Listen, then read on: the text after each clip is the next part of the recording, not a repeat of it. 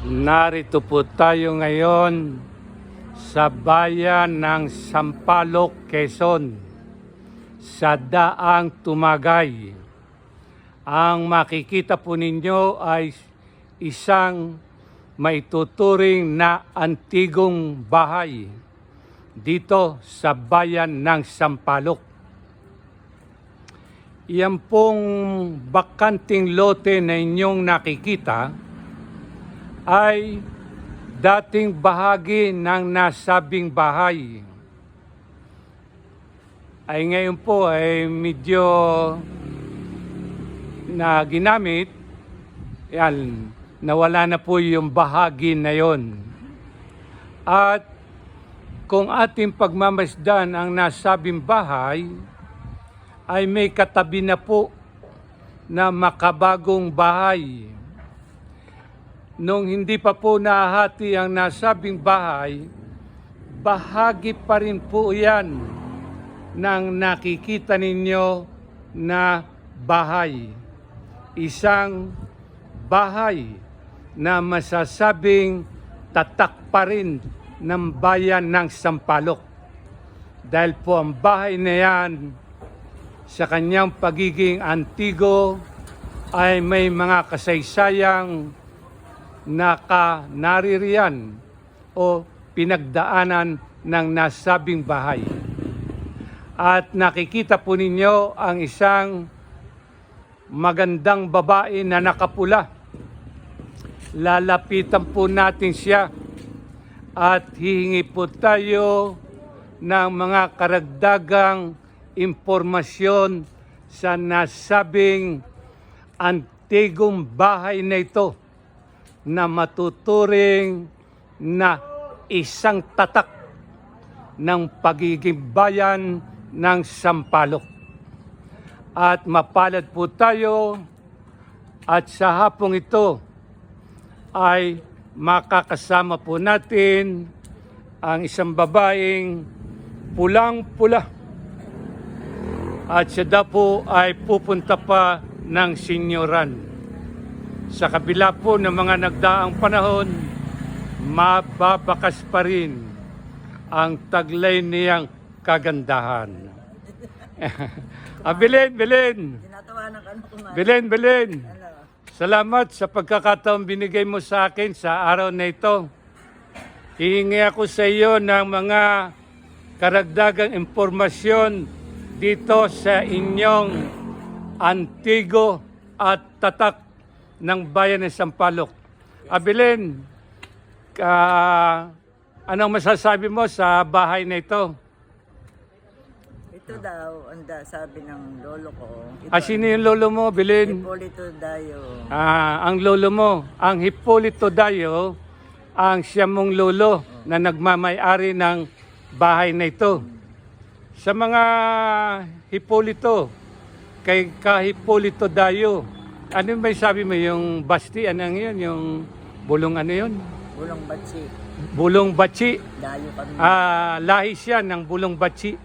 Ang Bulong Batsi po ay isang alamat dito sa bayan ng Sampaloc, lalo na po dyan sa Barangay Bataan. Ha? Ano pa masasabi mo sa bahay na ito? Yung Hipolito, ilan ang anak? 4.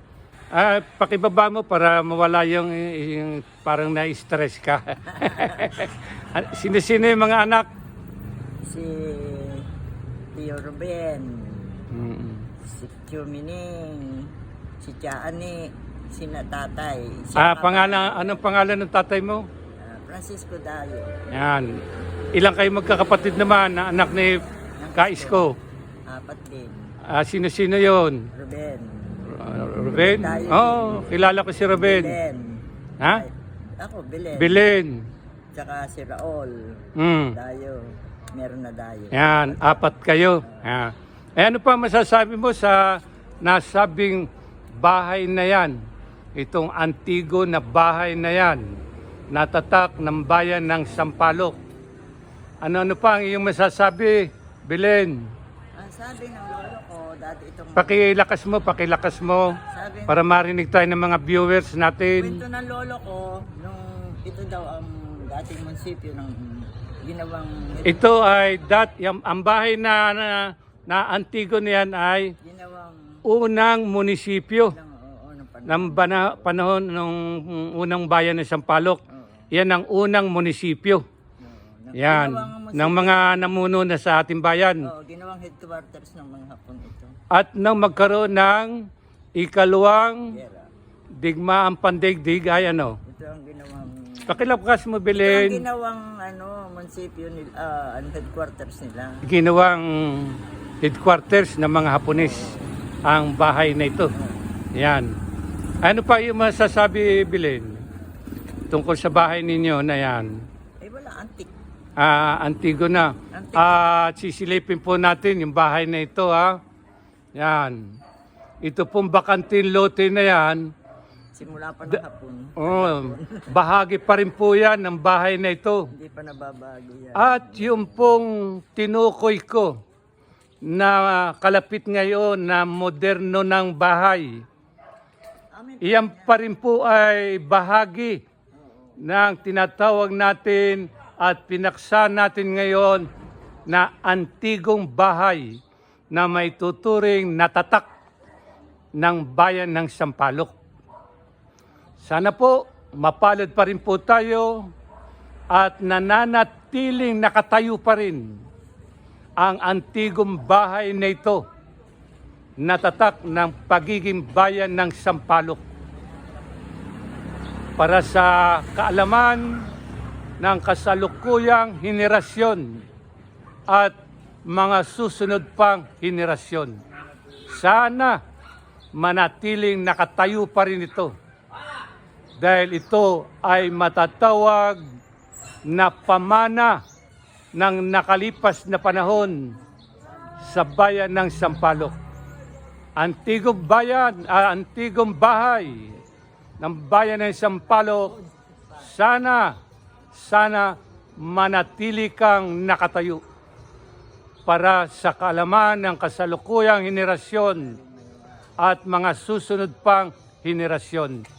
At muli, Belen, isang malaking pasasalamat ang aking ipinadadama sa iyo, pinararating na bagamat ikaw ay may pupuntahan ngayon. Kitang-kita sa iyong sombrero at mapulang kasuotan.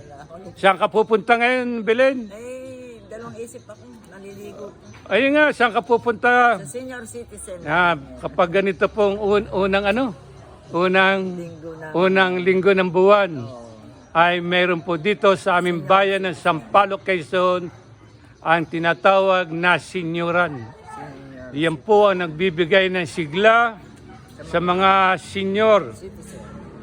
At ayon nga po sa pag-aaral, sa 42 bayan sa Quezon, ang bayan ng Sampaloc ang may pinakamaraming senyor. At isa sa mga pinapalagay kung bakit malalakas ang mga senyor dito sa aming bayan ay dahil nga diyan sa tinatawag na senyoran. Belen, kaway-kaway ka. Salamat sa pagkakataong ibinigay mo sa amin. Salamat.